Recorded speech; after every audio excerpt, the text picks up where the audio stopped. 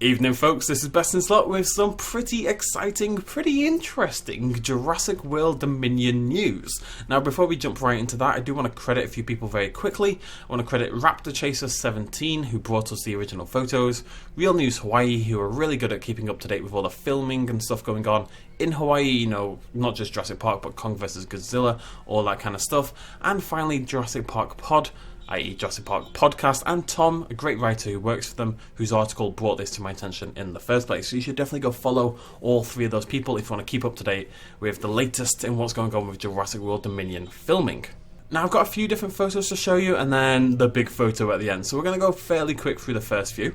The first thing is a letter that was sent out to all the residents of this town and area in Hawaii, Blackwater, Minley and Camberley, just alerting people that they were going to be filming for a few nights in the area. It turns out the code name for Jurassic World Dominion is Arcadia. All films have code names before they're released, and usually before the official title is revealed. I guess it's easier to call it Arcadia than Jurassic World Dominion, though it is interesting that they've stuck with Arcadia and not swapped it now that Dominion has been officially revealed. I suppose it probably does save time.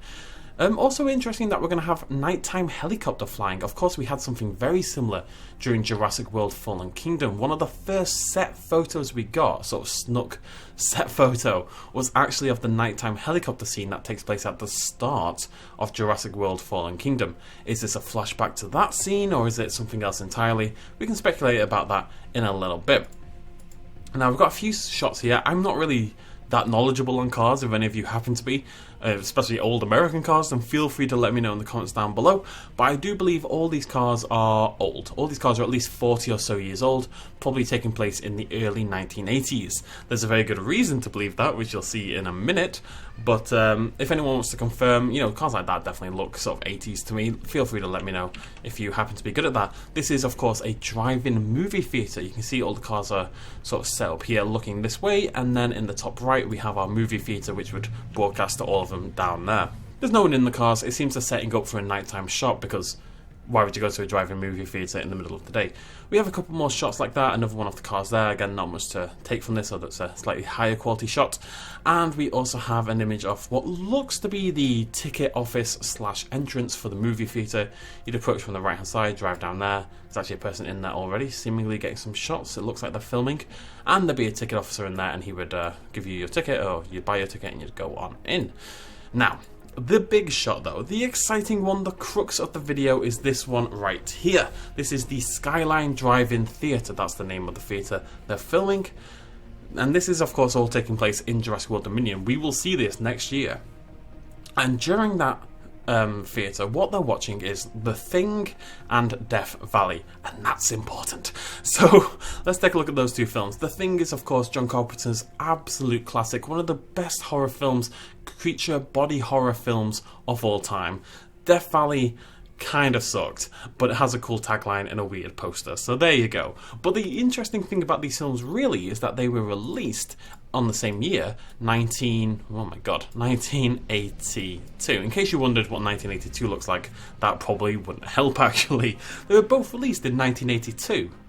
Now, before we get into any speculation, that's already super interesting. This would be the earliest we've ever seen a Jurassic Park, Jurassic World film take place by a distance. Jurassic Park took place in the very, very early 1990s, and that was our first glimpse into this universe, and there's never really been a flashback or a prologue before the original Jurassic Park, but here we are 9 or 10 years earlier than that film / novel. So, what is it we're going to see? That's really interesting and really exciting to me. This is going to be our earliest glimpse into the Jurassic Park universe. Now, I have two predominant theories about this, what this will be. So I had two main theories about what this could be, and I've kind of reduced it to one theory I'm going to latch onto. I thought maybe this could be a prologue to, say, Owen Grady or someone like that, you know, at a very, very young age. Thinking that he's just a bit too young for this to be viable. But if you look at things like The Mandalorian, there's a very common thing in films and TV series where we'll see someone as a kid and then it flashes back to that adult way, and it kind of informs who they are as an adult. We don't really have much of Owen Grady's background. We don't really have much of anyone's background. So maybe, because he is still one of the central characters along with Claire in the third film, you know, did something happen in a movie theatre in 1982 where his parents killed or taken away, and does that inform who he is in some way? Or are we going to get a bit of character backstory? Is this nothing to do with dinosaurs, is basically what I'm saying. That could be a thing. That is honestly such a common trope in films that it would not surprise me in the slightest. You know, you see a baby Owen Grady in the side, his parents are there watching a film, they're killed, or something goes on, or he's abandoned, or whatever, you know, just something like that. It's a little bit of a stretch, but it does happen a lot in films. The other thing I've been thinking about, and this has really just popped into my head, is that initially I thought it could be a younger John Hammond. The problem with that really is that, of course, unfortunately, Richard Attenborough did pass away. I know people use CGI and things like Star Wars to bring people back, but I really hope we don't go in that direction. This was only 10 years or so before Jurassic Park, so using a younger actor who doesn't really look like him probably wouldn't work. It is a potential. Maybe we're seeing him there watching the film and hearing him discuss the ideas for Jurassic Park for the first time or something like that. However, the more likely target, in my opinion, is Dr. Henry Wu. Now, most of us believe Henry Wu won't survive Jurassic World Dominion. He's definitely being put forward as the main antagonist of this third film, in my opinion. And 1982, about 9 years before Jurassic Park, Henry Wu would have been in his early teens. He would have been 12, 13 years old, something like that. That is nearly the perfect age for when kids sneak into R-rated movies, right? That's something that happens a lot. And, you know, again, another fairly common trope of TV and films, especially horror films. Now, what I was thinking is Dr. Henry Wu sneaks in to watch The Thing. And The Thing is a body horror film where people sort of genetically malform. And maybe he's watching that, and that's what inspires him to go in that direction. So, does that make sense? This kind of... In The Thing, it kind of feels like a hybrid kind of approach where humans are melded with this monstrosity that takes over them. Could that be could that be Henry Wu's like inspirational moment that he wants to go into genetics, having watched The Thing?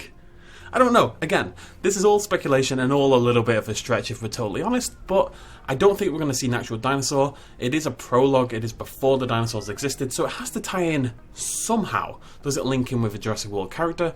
Does it link in more with the original Jurassic Park? We know that they're trying to honour the original Jurassic Park. Treverrow's already kind of talked a little bit about taking things back in that direction, and of course the logo is much more Jurassic Park inspired. I'm really curious. I'd love to hear your speculation and ideas down below. We don't really have enough information to make any solid guesses. I'm leaning towards the Henry Wu idea. I think that's quite poetic in some ways. I think that's quite a nice idea. I guess we'll have to wait and see, but do let me know, speculate down below wildly. Why are we in 1982 watching The Thing and Death Valley during Jurassic World, I should say, Dominion? It's a really interesting question. Let me know what you think down below. I'll see you lovely folks next time. Remember to hit the like button if you enjoyed this video. Cheers, much love as always. Bye-bye. Hey folks, thanks for watching. If you enjoyed this video and you want to help support me a little bit more, you can do so at patreon.com/bestinslot. There's a link in the description down below. Every little really does help in times like these, but it's not at all expected, and by just watching the video you've already helped me out massively, and it makes you a pretty cool person, so well done you. Thanks for joining me either way, I'll see you next time.